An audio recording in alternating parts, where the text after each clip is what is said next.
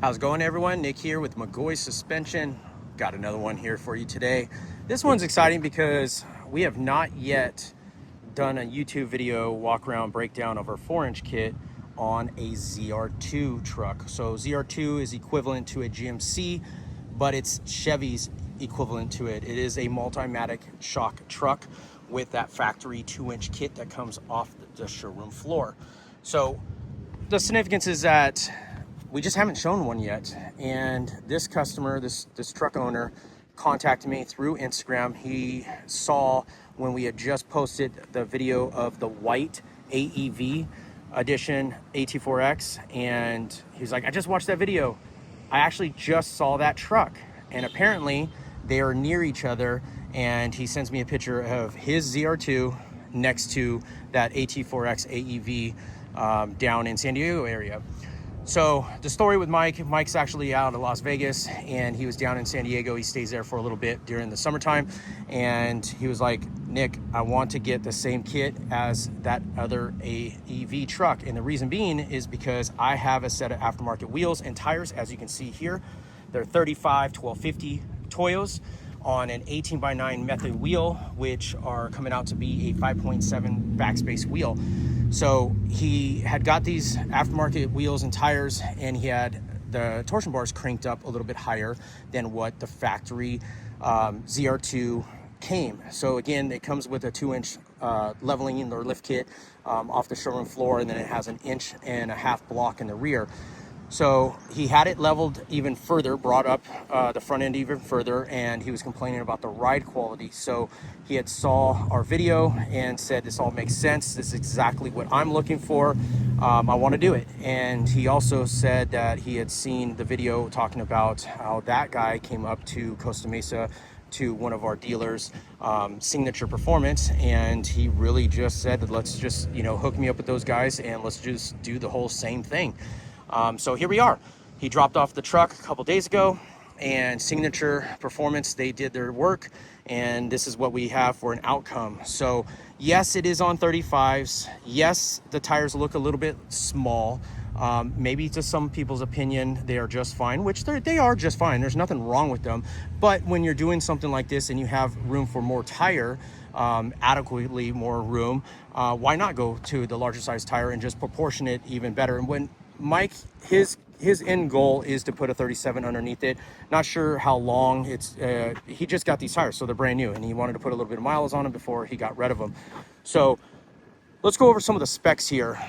When this truck showed up at Signature Performance, they measured it out. They measured out the center hub to fender, and that is the significance of understanding where the truck is sitting in ride height for suspension droop travel. So these trucks factory have about 3 inches of droop travel, and you want to try to maintain as close to that droop travel as possible for the best ride quality. Well, they jacked up the truck and they measured, the truck was on the ground when it first got dropped off, 27 inches from center hub to fender lip. And they jacked it up, and the truck only had 1 inch of droop travel. So that was the casualty of the ride quality. Lack of droop travel, suspension dropping out, is the reason for the stiffer ride, more abrupt, harsh ride.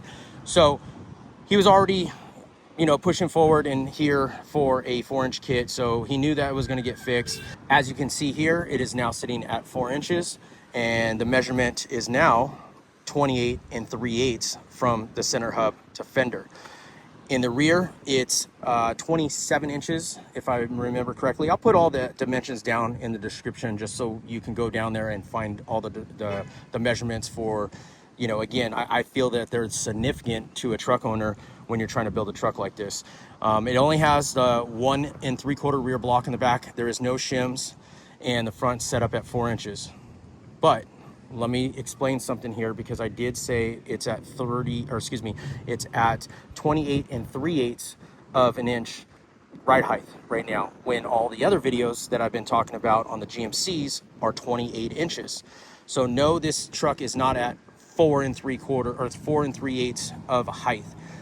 The difference in the Chevys. And the reason why I had put up a post saying that I wanted to get my hands on a Chevy to do videos on and document measurements and everything firsthand was because if you notice here, this fender is arched, okay? The GMCs are flat. So that arch is making up a difference of at factory ride height. Mind you, I went down to the dealership because I was getting some customers that were installing their kits. They're like, hey Nick, I've got conflicting measurements here. And so I went down to the dealership and measured about 5 trucks on the dealer floor, all brand new. And I got measurements of 24 3/8 across the board. And again, that 3/8 difference between the GMC when they're factory is because this fender molding, this fender flare is curved. And that makes up for about 3/8 of a difference in ride height at stock ride height. So if you want to take the stock ride height and add 4 inches to it, we now have 28 3/8. But mind you, again, this is a ZR2 Multimatic kit truck. So that truck starts off at 2 inches higher at 26 3/8 of an inch off the showroom floor because it's got that factory 2-inch. I understand there's a lot of measurements. I'm just trying to help people build their truck to the best ability at the end of the day at ride height setup. So at any point, if this gets confusing or you're just not sure, you know, where these measurements are at, you're always welcome to reach out to me. I am available through Instagram and Facebook. You can send a message through either of those platforms.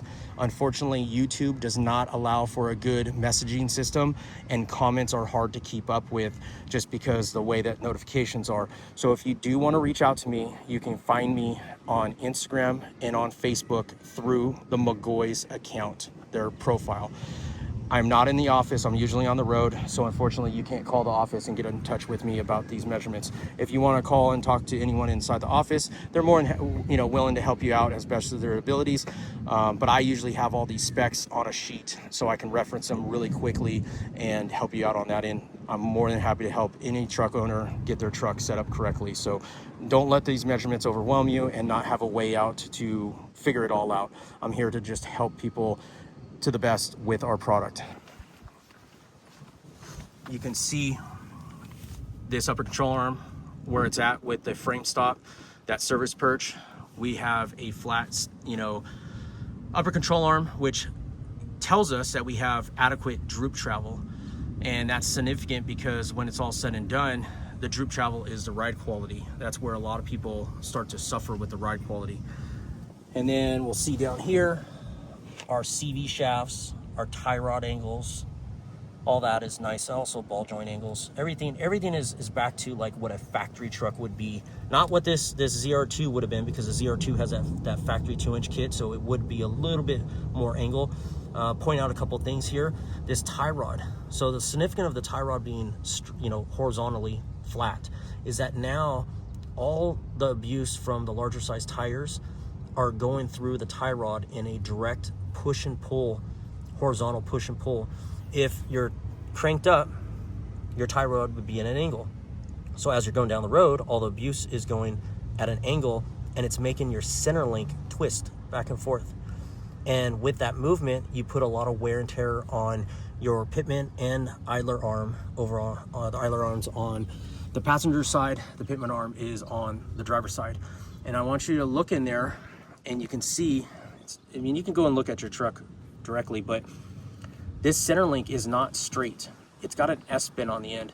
So the reason why I want to point that out is because if you're at an angle, the tie rod is at an angle, it's going to be pushing and pulling at an angle. And because that's not straight, it's got an S-bend on the end, it's going to really rock that center link back and forth and put a lot more abuse on the idler and pitman arm. So I just want to point that out. Now, the other significance of our kit, if you notice here, the drop down cross member, if you notice there, the factory bolt position of where the control arm would have been, move over here. So that's where the factory control arm would have been. Now it's relocated down 4 inches. That bolt span is 4 inches. And if you notice, it's straight up and down. We do not have any incorporated front track width gain on our kit. So it doesn't seem like a big deal, but no track width gain helps with, I'll go over on this side here, it helps keep the wheel and tire package just like it was factory. Okay, as you can see here, this tire and wheel package, it's 5 3/4 backspace, 18x9 wheel. I mean, it's on the ZR2 because the ZR2 flare sticks out a little bit further. I mean, it's underneath, it's tucked. If he went to a 37 1250, it'd still be tucked nice and flush there. And I call flush where it's underneath right there. It's where it's underneath the fender, if not just a slight poke. But anything more aggressive, that's when it's poking. That's when it's a high offset where it's just pushed out. And obviously there's other situations with that kind of tire combo. And you can fit a wider wheel and tire underneath this 4-inch kit. But just know that if that's the direction that you want to go, you're gonna have to get more precise on your clearance here. So let's talk about the clearance on this one here. This truck didn't rub when it came in. So these modifications are solely done for the fact that he wants to be able to put 37s underneath this truck with not having anything done. He wanted it all done from Signature Performance, so he can just literally take it to a tire shop and have them put them on and not have to rework anything. So Signature Performance on the cab side went ahead and did what's called a Fender tieback kit, and that brings back this felt area back further, just for when the tire, let's go over to the other side, easier to see here. But when the tire turns in, your tire swings in, and so even though when you're going straight, you have a lot of room here, but as soon as it pivots, it swings out and then you have room. So right now we have plenty of room because it's a 35, but a 37 will need that Fender tieback kit to be safe. Let's talk about these mud flaps. GM calls these mud flaps, Chevy GM. So this is a ZR2, which has that wider fender flare, and you can, as of right now, there is no aftermarket caps, which in all honesty, you don't need an aftermarket cap because that is a factory cap right there. The ZR2 and the AT4Xs have a higher tucked up cap, so they don't hang down like the regular caps would be. So on an AT4X, this is what you get. If you had a standard truck, you would want to take off the factory mud flaps and go up to a what they call a mud flap delete cap. On the front, simply sliced the liner here, sliced it up about 1 inch, I want to say about 1.5 inches lower than those mounting bolts. And then the bracket back there is really thin, and all you got to do is just push it forward, and that gives you some extra space to swing the tire in. And Signature likes to slice it to where it curves down and it still covers the outlet for the engine block, because you have the engine block there. And then as you can see, nice radius on the lower bumper, and then right here the lower valance. So what they do is the lower valance and the bumper would come out to be about right here, and right about this mark here you have a mounting bracket, a cage nut, and that affixes this lower valance to the lower bumper. And they're cutting off basically from, they're rolling it from a little bit further forward, and they're rolling it back to just the front side of that cage nut and cutting the cage nut and mounting surface off of that lower valance and the bumper, and that gives enough room for a 37 to swing in. And when it's all said and done, there's really not much to even an eyesore or anything like that. It's really nice. So that's on tire and wheel clearance. Again, that's not because of the 35s. That's because this truck owner wants to go to a 37 ultimately, and he wants to be ready to go and be able to shove those 37s on. So let's take one more look again underneath at the angles. And I want to point out something else here.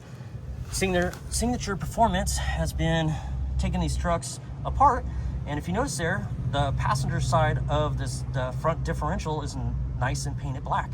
Obviously the CV shafts are nice and painted black, and the significance of that is that if you go underneath your factory truck, your Chevy or GM, you'll notice that all that stuff is it has no type of covering on it. It is solid, it is literally raw material. and that creates surface rust. And this basically what happens is, as you can see here, you can see all that right now.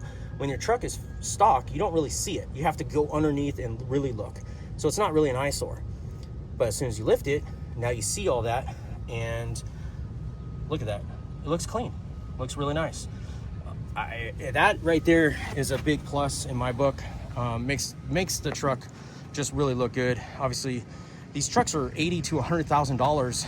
Why wouldn't you just go ahead and do a little bit extra work and clean up and get that all looking nice and everything? So thumbs up on Signature for doing that. Let's talk about the rear here.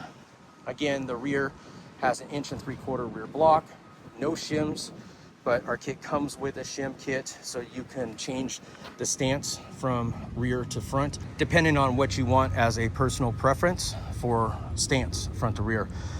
Let's talk about the front to rear stance on this truck here, because that is obviously always a big subject.